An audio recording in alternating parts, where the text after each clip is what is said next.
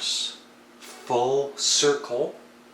Oh, Get Up and Dance. That sounds like a good tune.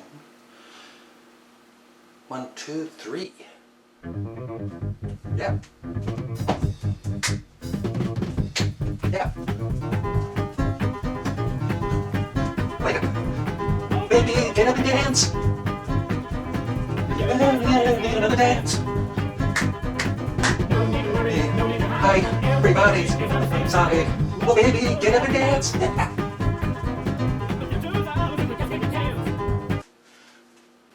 Hi, fans of high quality entertainment.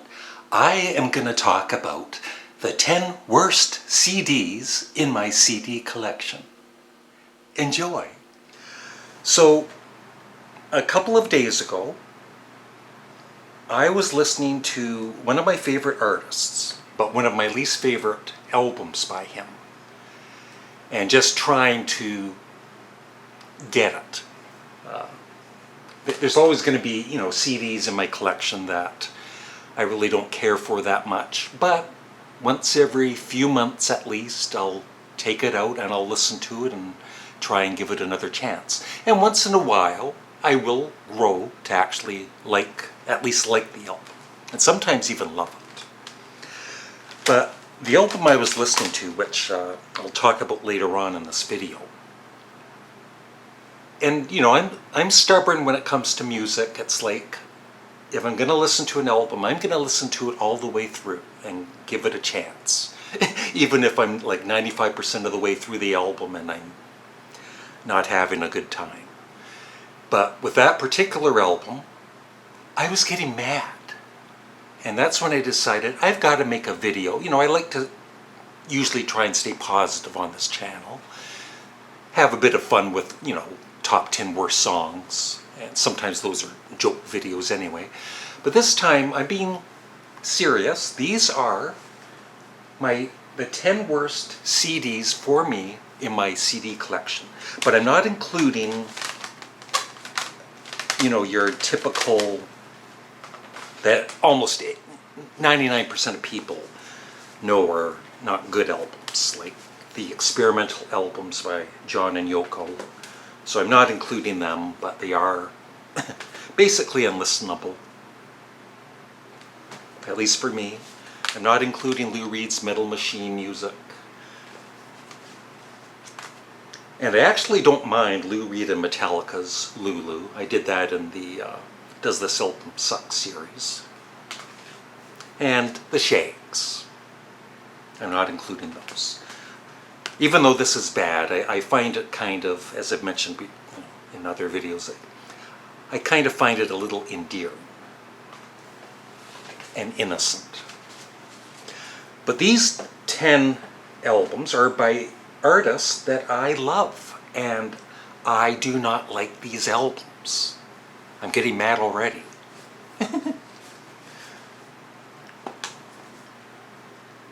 Oh, and I'm not including, which would be in some people's, if you're a Black Sabbath fan, Never Say Die and Technical Ecstasy.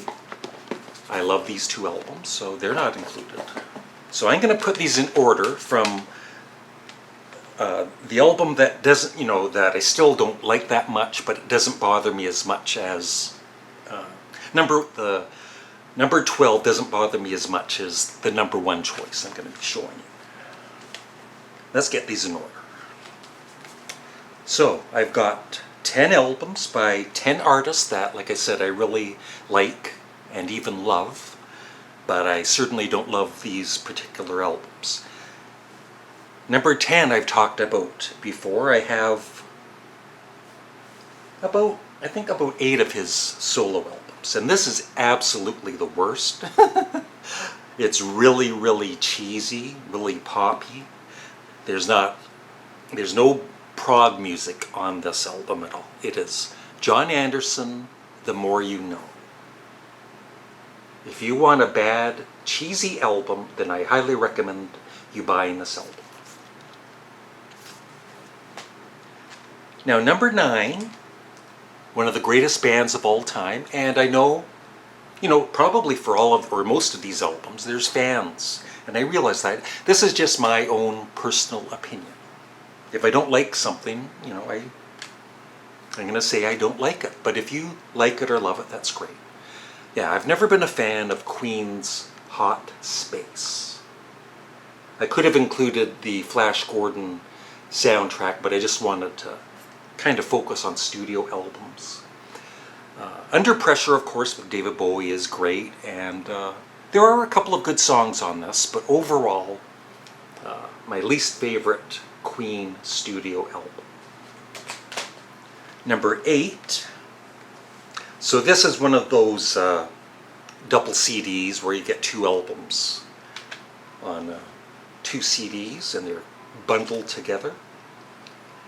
The one album is excellent. I love it. I've played it a lot through the years. And the other one, which I believe was recorded earlier than the one that I love, is not very good. In fact, it's kind of bad. So it's the Eric Burdon Band, not Sun Secrets, that's an awesome album. It's this one here, Stop. There's even a song on it called The Man, which is with police sirens, and it's the man. It's just really bad. But I highly recommend Sun Secrets, and I highly don't recommend Stop. Number 7, you might have seen me dancing to at the start of this video. I actually like The Doors' Other Voices, even though Jim Morrison, of course, had sadly passed away when they recorded that. But the follow-up, Full Circle, and it's not that it's necessarily a terrible album, it's just that it's under the Doors' name. And it is not. It's very commercial. It's, you know, like Get Up and Dance. Could you imagine Jim Morrison doing a song with the Doors called Get Up and Dance? So it's kind of cringy. Some of the music is good, but overall, it's not for me. So it's Full Circle. Number 6 is just an album. I've only listened to it all the way through once, and that's when I was doing a ranking and review for this artist. He's absolutely one of my favorite singers of all time, sometimes number 1, depending on the decade.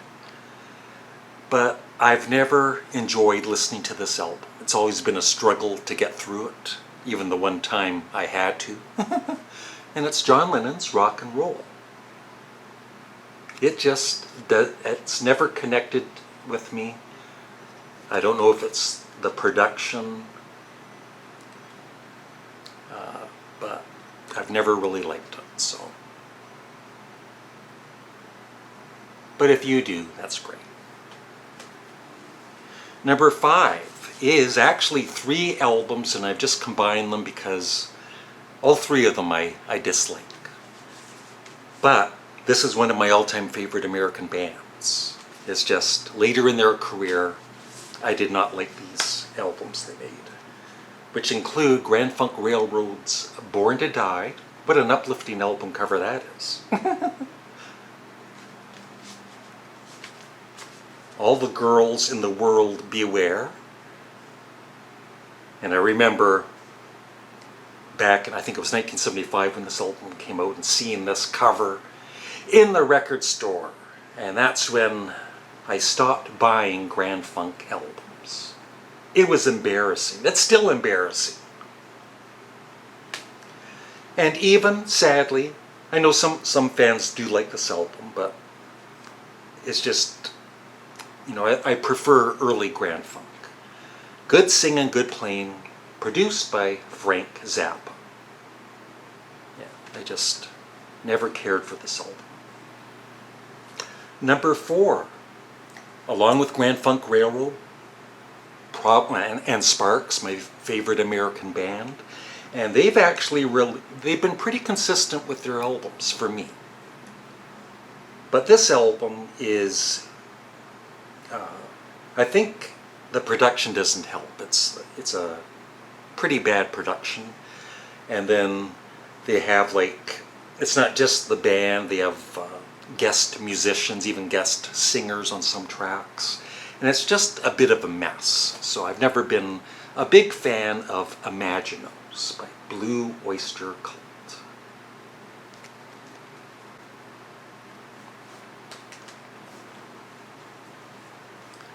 These three are three of my favorite solo artists of all time. But even for me, they've released stinker albums. And the one I was talking about earlier that I said I was listening to all the way through, and by the end of it, I was getting mad. I think there was a point, you know, for a few years where I just couldn't get into this album, and then I think I started to think that I was enjoying it. But the last time I listened to this, it's like, I hate this. But some of you that are fans of this artist might actually be a little surprised, but it just annoys me. I find it tuneless and just not good. Captain Beefheart and the Magic Band, Lick My Decals Off Baby. I do like the opening track. Yeah, Lick My Decals Off Baby and Dr. Dark. So it doesn't start off too bad. Even I Love You, You Big Dummy. But after that, it's like, forget it. I'm done. Okay, this artist is definitely in my top 5 solo artists of all time. This is the only, you know, besides what I already showed you before, the only studio, you know, with actual songs. The only album of his that I can't stand. I hate it. It's Lou Reed's Set the Twilight Reeling. I don't like using the word hate, so I'll just say I really dislike it with a passion. The lyrics are bad. The production is not interesting. I usually love Lou Reed's guitar work. I can see what Glenn Kellaway from The Basement has talked about before, about Lou Reed being one of the worst songwriters ever. I agree, Glenn, at least with this album. Yeah, I don't like this at all. And then, you know, I'll be reading on Rate Your Music. This is my favorite Lou Reed album, and I just don't get it. I don't get it. Before I talk about number 1, I played this all the way through again last night for the first time in quite a while. You know, like I said, I still try every few months to appreciate it more than I do. Not that I appreciate it. And I'm going to show you a little clip of Elliot Roberts, a YouTuber that I sometimes watch. He's got a lot of Beatles-related videos, and you'll see where he puts this in his ranking. So, play the clip. Okay, I watch Elliot Roberts. He does a lot of Beatles-related videos. Very enjoyable. And in this video, he's ranking Paul McCartney's albums. And at the very bottom is, not that surprisingly, Driving Rain, which I actually like, you know. The only thing with that is it's a bit too long. And then Press to Play, the very first time I listened to that, I did it for the Does This Album Suck series, and yes, the album sucked. But then, when I was ranking all Paul McCartney's albums about a year later, I had to listen to it again, and I actually liked it. So you can change your opinion on what you think is a bad album. But what gets me with Elliot is he's got all these albums at the bottom. Flowers in the Dirt, not one of my favorites, but not a bad album. Off the Ground, which I think is underrated, he's got at the bottom. London Town, Elliot, what are you thinking? And then Wildlife, which would be higher in my ranking. Red Rose Speedway, one of my favorites. Very underrated album, for me. What else here? And then Back to the Egg, kind of a bit too low there, Elliot. Yeah, so he's got all of those albums I just mentioned before Pipes of Peace. Unbelievable. Yeah, I was just surprised with Elliot that he had, you know, some albums that I really love ranked lower than Pipes of Peace. Pipes of Peace, I liked Tug of War a lot, but you know, as some of you know, that was the last album of his I bought for years and years and years. I never did buy this when it came out. I was just fed up with him. And once again, there are a couple of good songs. I even kind of like Say Say Say, even though it's cheesy. The best song on this album for me is So Bad. It's kind of similar to Girlfriend on London Town. I really like that song. Great vocals by Paul. But everything else about this is just cringy for me.